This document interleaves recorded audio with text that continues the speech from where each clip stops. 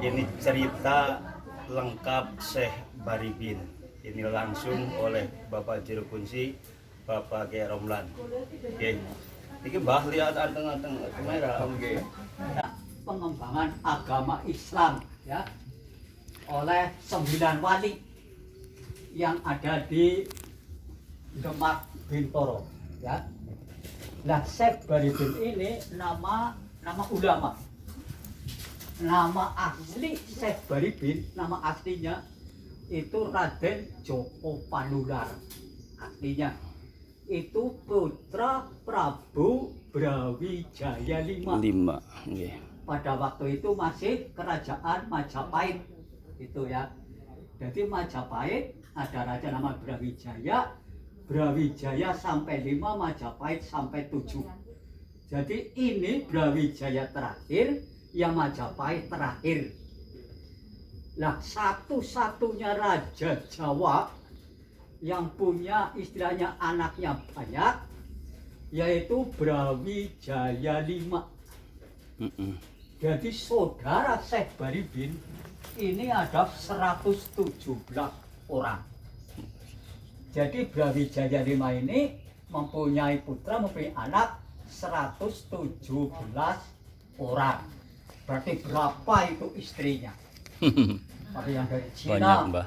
dari Lumajang, di luar negeri itu ada, gitu ya. Istrinya banyak, makanya anaknya banyak.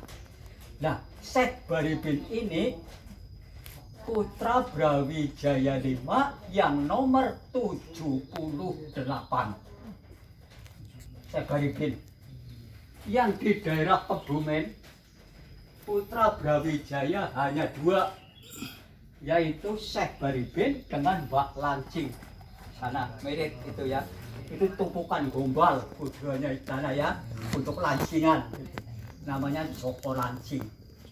Itu kamasnya Syekh Baribin.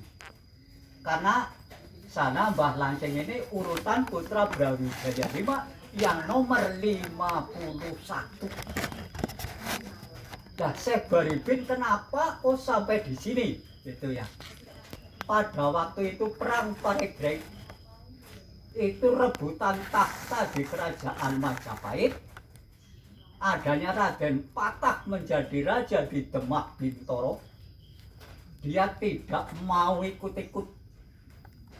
Dia pergi dari Majapahit ke arah barat. Kemana? Itu pertama kali masuk dia di Gunung Tunggurono. Gunung Tunggurono ini di wilayah Wanasaba sana. Jadi Wanasaba perbatasan dengan Banjarnegara. Sekarang menjadi nama desa Tunggoro. Sekarang di sana ini petilasan Syekh Baribin di sana ada. Terus kenapa kok sampai sini? Kalau dulu Majapahit, ya, Majapahit pada waktu itu ya, Majapahit, Syekh Baribin ini pergi dari sana ke arah barat sampai di Gunung Tunggurono itu, di sana bertapa. Terus dari sana orang Majapahit tahu bahwa Raden Joko Panular ada di daerah Wanasaba. Nah, terus dari orang-orang Majapahit ini terus mencari, dia mau dibunuh. Syekh Baribin ini mau dibunuh. Terus Syekh Baribin dari Gunung Tunggurono itu pergi ke arah selatan sampai ke pesisir laut. Tapi sebelum sampai ke pesisir laut, dia berhenti dulu, yaitu di Gunung Pencu. Di Gunung Pencu ini di daerah Gemek Sekti. Ada kan? Kebumen itu ada nama desa Gemek Sekti gitu. Gemek Sekti itu ada gunung namanya Gunung Pencu. Nah, Syekh Baribin di situ ngajari atau mulang kepada ibu-ibu yang ada di daerah Gunung Pencu. Diajari batik kain. Nah, batiknya tersebut diberi nama, batik itu Sekar Jagad. Wah, bagus kan? Namanya Sekar Jagad. Itu batiknya. Dan di sana dikejar lagi oleh orang dari Majapahit. Pergi ke arah selatan sampai ke pesisir laut. Nah terus nyampe di mana? Nyampe di daerah Kaleng. Kaleng Kuring, ya. Di sana di Kaleng bertemu dengan Adipati Kaleng. Di sana. Karena Kebumen dulu, Bupati Kabupaten kita, ini terdiri dari 7 kadipaten atau 7 kabupaten, termasuk Kadipaten Karanganyar, Kadipaten Kaleng itu ya. Jadi Kadipaten Kaleng bertemu dengan Adipati Kaleng, namanya Banyak Gumarang atau Banyak Kumoro. Itu putra Raden Kamandoko dari Purwokerto, dari kerajaan Pajajaran. Namanya Banyak Cotro Kamandoko Lutung Kesarung. Itu ya. Nah, Banyak Gumarang ini menjadi Adipati Kaleng.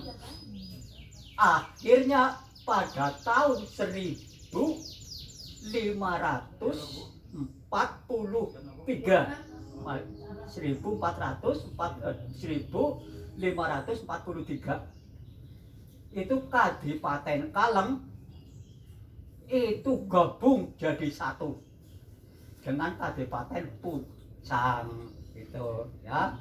Nah terus Syekh Baribin ini sampai di Kaleng itu Adipati Kaleng itu mendapat berita dari Majapahit. Siapa orangnya yang di mana tempatnya, kalau ada Syekh Baribin di situ mau diikut sertakan dosanya. Nah makanya oleh Adipati Kaleng Syekh Baribin disuruh pergi. Nah perginya kemana? Itu dari Kadipaten Kaleng, dia pergi lagi ke arah barat sampai di daerah Ayah. Di situ di daerah Ayah bertemu dengan Adipati Ayah. Di mana ketemunya? Itu di Gua Menganti. Sekarang menjadi tempat wisata. Ramai kan? Ya, ramai itu Menganti. Loh, di Gua Menganti bertemu dengan Adipati Ayah. Oleh Adipati Ayah, karena Adipati Ayah sudah tahu Syekh Baribin sedang dicari-cari oleh orang Majapahit, dia disuruh pergi lagi. Itu sampai ke Jawa Barat. Di sana ada kerajaan Galuh Pakuan. Di sana masuk ke kerajaan Galuh Pakuan. Bertemu dengan Prabu Siliwangi. Di sana Prabu Siliwangi mempunyai saudara istri, yaitu namanya Dewi Pamekas. Nah Dewi Pamekas dengan Syekh Baribin punya anak, yaitu Raden Katuhu yang di Purbalingga. Dan terus Purbalingga mempunyai anak itu yang ada di Banjarnegara. Sampai ke Joko Kaiman, sampai adanya Kabupaten Banyumas. Itu ya. Terus Syekh Baribin dari Jawa Barat ini pergi lagi ke arah timur. Itu sampai di daerah Kroya. Di daerah Kroya, Sewetan Kroya itu ada namanya Desa Sikanco. Karena Syekh Baribin di sana ganti nama Panembahan Haji Kanco kayak Cina. Itu ya. Namanya kayak Cina, Panembahan Haji Kanco. Sebelum dia ke daerah situ, pada waktu para muridnya ini bertapa. Siapa muridnya? Raden Adipati Jono. Itu makamnya itu muridnya Syekh Baribin. Ini pernah menjadi Adipati Pucang yang sekarang Gedung Puji. Ini masih pernah buyutnya Ki Ageng Selon Demak yang bisa nyekel gede. Ini buyutnya. Ki Ageng Seloya menjadi muridnya Syekh Baribin. Namanya Raden Adipati Jono. Ini yang ini.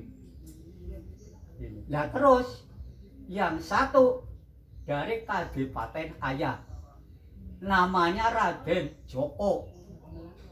Yang satu lagi yaitu Adipati Kaleng Puring, itu ya.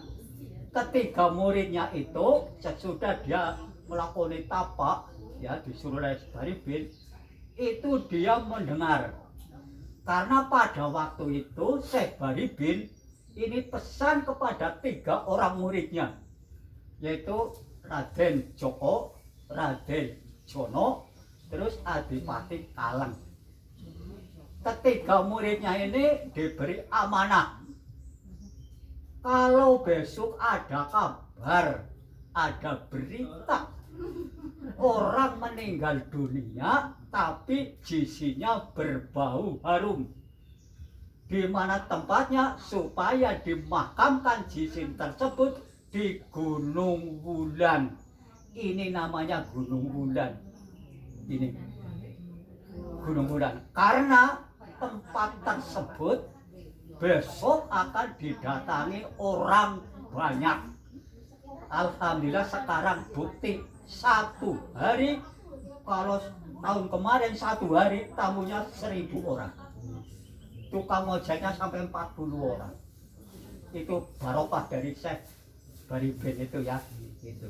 Nah pada waktu itu ketiga muridnya itu, satu Raden Joko tahu mendengar dulu di daerah Kroya itu katanya ada orang meninggal dunia tapi jisinya berbau harum. Apa itu bukan jisinya Syekh Baribin itu ya. Terus dia ke sana dengan para muridnya, para santrinya. Benar barang di situ ketemu, oh benar ini yang meninggal dunia ini Syekh Baribin. Makanya di HP itu sudah ada riwayat Syekh Baribin, mayat berbau harum. Ada kan? Ya itu sejarah Syekh Baribin. Sekarang udah viral lagi. Di YouTube saya sudah banyak itu ya. Ya, itu aja itu ya. Nah, terus sampai ke situ, benar Raden Joko di sana sedang tunggu mayat tersebut karena tidak boleh mau dimakamkan di mana-mana, tidak boleh. Mau dimakamkan di sana. Oleh Raden Joko, Syekh Baribin ini mau dimakamkan di daerah Ayah untuk penembahan di Ayah. Tapi Raden Jono ini yang ini itu tahu juga karena saya diberi amanah makam orang tersebut supaya dimakamkan di Gunung Wulan. Nah makanya dia sedang ditunggu caranya bagaimana gitu ya. Terus Raden Jono ini bingung mencari teman supaya bisa bawa. Lah orang-orang yang sedang jaga di sana di daerah Ayah, di daerah Kroya ini satu istilahnya minta bantuan kepada Lurah Meles. Itu kan desa Meles, Karanganyar Kidul, itu desa Meles. Itu dulu saya Baribin dibawa ke sini oleh Lurah Meles. Yang satu Lurah Sidayu sebelah utara Bogor. Yang satu lagi Raden Jono. Ketiga orang ini berusaha membawa ke sini. Nah, terus Raden Jono tahu orang-orang yang sedang jaga di sana itu di istilahnya sirep begananda. Orang yang jaga tidur semua. Nah, mayit tersebut dibawa lewat bawah tanah. Makanya di sana ada namanya jembatan atau Bruk Simaling di sana. Ada Bruk Simaling. Dibawa sampai sini. Dari sini dimakamkan oleh Raden Jono. Raden Joko tahu, oh ini benar-benar dibawa oleh Raden Jono ke Gunung Wulan. Makanya akan saya makamkan di daerah Ayah itu ya. Nah terus Raden Joko ke sini juga dengan muridnya seperti banyak ini. Di sini berembuk. antara murid-murid dari Raden Joko dengan murid dari Raden Jono berembuk. Wah, gumbrenggang seperti ibu-ibu tadi itu ya, gumbrenggang itu ya. Rejaning zaman Gunung Bulan diberi nama desa Gerenggeng ini. Jadi desa Gerenggeng ini bernama dari itu. Nah, berembuk ramai, orang banyak berembuk. Oh, di sini jangan sampai berebut. Sama-sama murid karena ini udah dimakamkan dan besok rejaning zaman gunung ini namanya Gunung Gerenggeng gitu ya. Terus Raden Joko diberi sebuah batu namanya batu mustika. Yang sekarang ini supaya dibawa ke daerah Ayak untuk punden di Ayak. Besok juga banyak orang yang datang yang namanya Batu Kalbut. Sekarang buat wisata kan, Batu Kalbut di daerah Ayak itu. Nah, Batu Kalbut itu dari sini. Nah, terus Batu Kalbut itu ditaruh di Ayak. Alhamdulillah di sini sampai sekarang daerah Ayak juga. Nah, sini juga Syekh Baribin dimakamkan di sini sampai sekarang. Terus siapa yang tahu pada waktu itu Syekh Baribin kok dimakamkan di Gunung Bulan itu, siapa yang tahu? Itu orang dari keraton. Makanya itu ada tulisan itu. Ada tulisan yang nggak bisa baca ya, itu di atas itu pakai huruf Jawa. Itu namanya Ingkang Yasani Pasarean Gerenggeng pakai bahasa Jawa. Ingkang Yasani Pasarean Gerenggeng Patih Danurja dari Majapahit, dari Mataram. Ini namanya itu. Tapi tidak ada orang yang bisa membaca itu karena pakai huruf Jawa, gitu ya. Mas sampai sekarang alhamdulillah di Gunung Bulan sekarang 8 desa Gerenggeng sekarang banyak untuk tempat-tempat wisata. Nah, sekarang untuk desa Gerenggeng ini sudah diberi istilahnya dari kabupaten, di sini sudah dijadikan desa wisata religi. Sini, ya. Makanya alhamdulillah kita di Kebumen ini punya desa wisata. Segitu dari saya ya. Jelas? Apa kalau masih kurang boleh tanya, apa yang ditanyakan? Boleh. Ayo. Tanya apa?